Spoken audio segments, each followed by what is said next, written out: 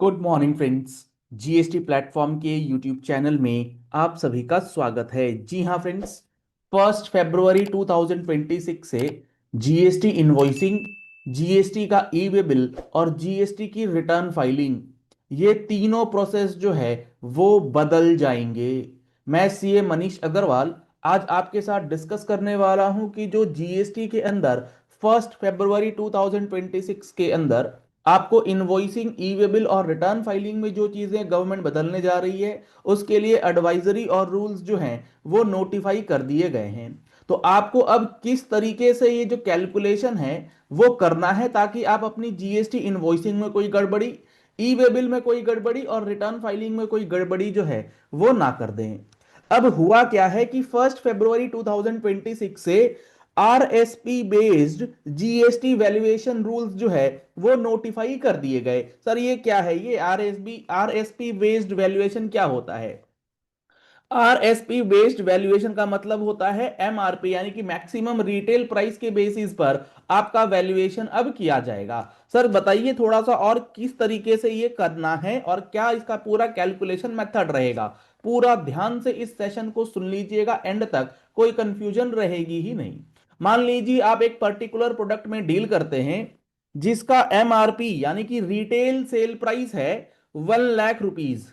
अब ये जो 1 लाख रुपीज है ये इंक्लूडिंग होता है जीएसटी का, ये एग्रीगेट अमाउंट होता है। एमआरपी में जीएसटी अमाउंट ऐड रहता है। अब ये 1 लाख रुपए जो है ये इंक्लूसिव ऑफ जीएसटी है, लेट सपोज। और आपके इस आइटम पर मान लेते हैं 40% का टैक्स रेट जो है वो लगा करता था। 1 लाख का एमआरपी है और 40% का टैक्स रेट है। तो अब इसके अंदर जो 1 लाख रुपए का एमआरपी डिक्लेयर्ड है इसमें टैक्स अमाउंट और टैक्सेबल वैल्यू कितनी है, यानी कि 1 लाख रुपए में 40% का टैक्स एडेड है। तो जब आप बैक कैलकुलेशन करेंगे यूनिटरी मेथड से तो टैक्स अमाउंट कितना निकल जाएगा? 28,571.43। और टैक्सेबल वैल्यू क्या निकल के आ जाएगा? 71,428.57। ये आपकी डीम्ड टैक्सेबल वैल्यू हो जाएगी। यही टैक्सेबल वैल्यू के ऊपर आपको इनवॉइस भी निकालना है। यही टैक्सेबल वैल्यू के ऊपर जो टैक्स निकलेगा वही आपको ई वे बिल में भी दिखाना है। उसी को आप रिटर्न में भी डिक्लेयर करेंगे। सर ये 71,428.57 जो डीम्ड टैक्सेबल वैल्यू आया, अभी भी तो हम लोग वही करते हैं। अभी बताता हूं मैं अभी हम लोग क्या करते हैं और अब हम लोगों को क्या करना होगा। ये 71,428 जो है ये आप डायरेक्टली भी निकाल सकते हैं। 1 lakh divided by 140 into 100, simple unitary method जैसे हम लोग करते हैं बैक कैलकुलेशन जिसको कहा जाता है कि ये इंक्लूसिव ऑफ टैक्स है तो डिवाइड बाय 140 इंटू 100 कर देंगे तो आपका 71,000 जो है वो निकल के आ जाएगा टैक्सेबल वैल्यू, या फिर आप इसमें से टैक्स अमाउंट माइनस कर देंगे तो भी फिगर निकल जाएगा। अब एक्चुअल ट्रांजैक्शन क्या है वो देखिए।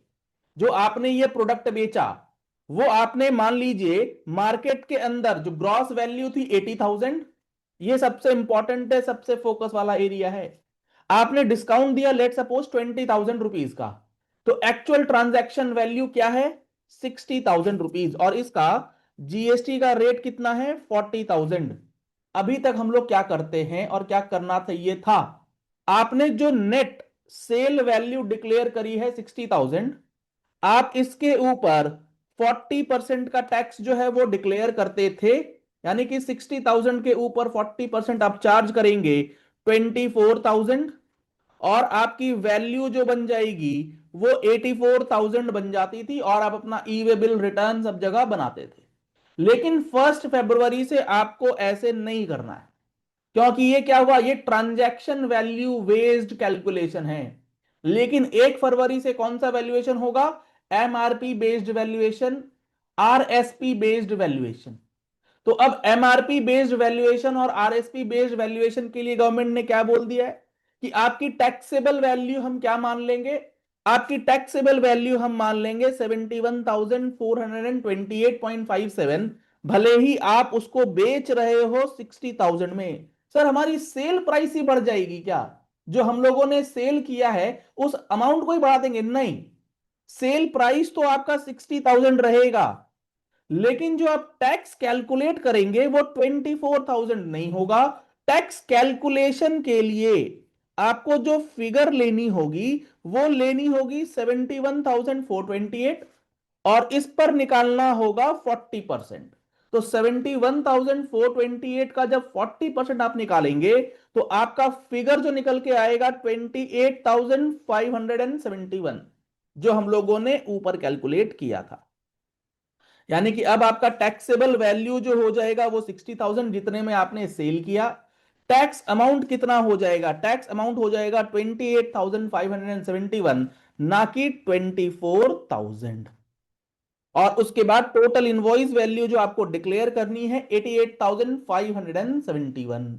तो ये जो आपके नए वैलिडेशंस है, नए रूल्स है, नए कैलकुलेशंस हैं, इसके हिसाब से आपको इनवॉइसिंग करनी है।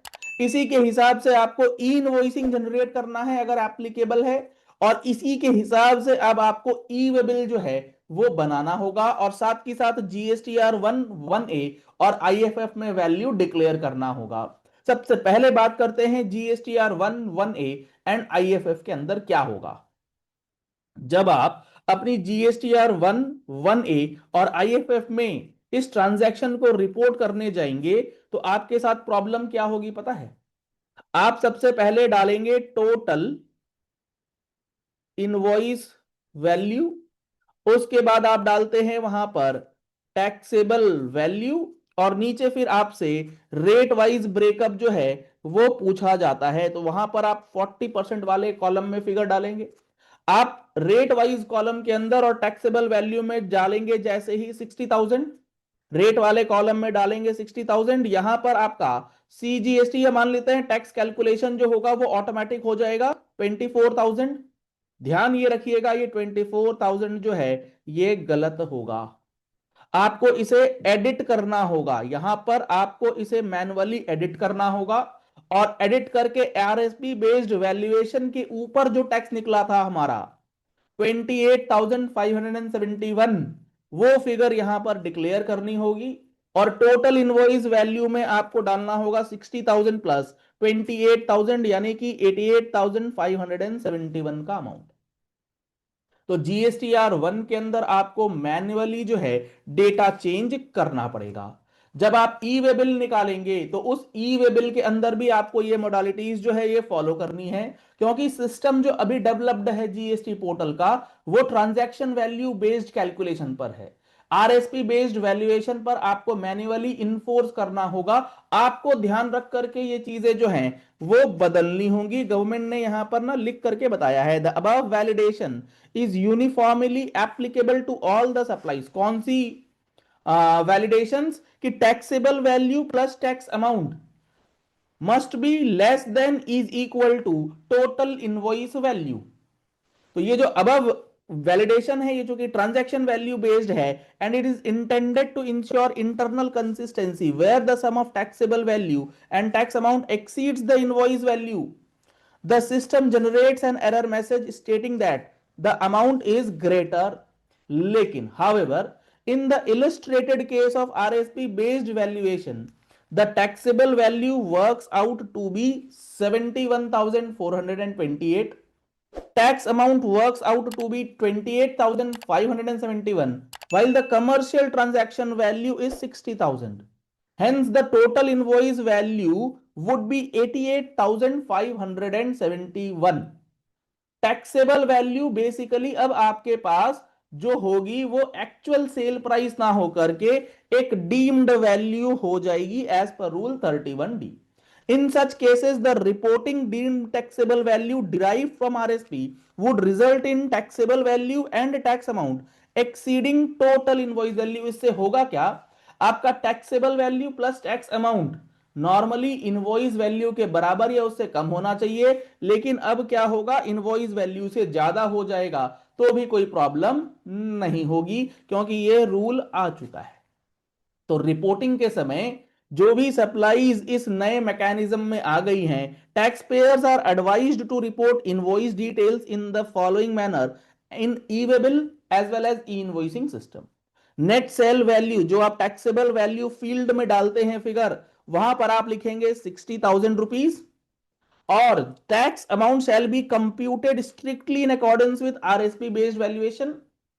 जो कि आपका निकल के आएगा 28,571 and it shall be reported in the tax amount which is derived on the basis of deemed taxable value. Total invoice value shall be reported as the sum of taxable value, यानी कि sale value 60,000 and tax amount accordingly invoice value will be 88,571. Similarly, for the supplies covered under this scheme, taxpayers are advised to report the invoice details in the following manner in GSTR1. GSTR1 के अंदर भी आपको जो मैंने समझाया अभी उसी प्रकार से करना है. In case GSTR1 reflects the system calculated tax amount. जब आप 40% वाले कॉलम में डालेंगे तो वो ऑटो कैलकुलेट करेगा. That is the different that is different from the tax amount leviable. The same may be edited.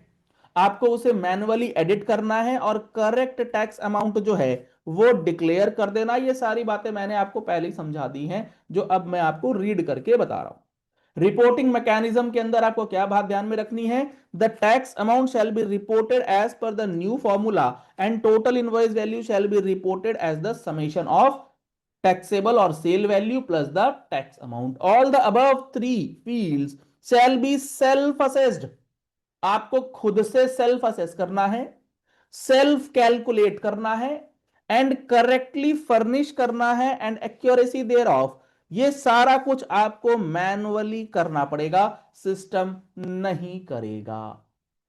बहुत इंपॉर्टेंट चेंज ये 1 फरवरी 2026 से गवर्नमेंट ने कर दिया है टू द स्पेसिफाइड प्रोडक्ट, जो कि आपके टोबैको प्रोडक्ट्स हैं, जो भी आपके इन HSN कोड्स के अंदर आ रहे हैं. 21069020, 2401, 2402, 2403, 24041100, 24041900, अनमैन्युफैक्चर्ड टोबैको, टोबैको रिफ्यूज, ये सारा कुछ जो है इस नए मैकेनिज्म के अंदर अब चला जाएगा.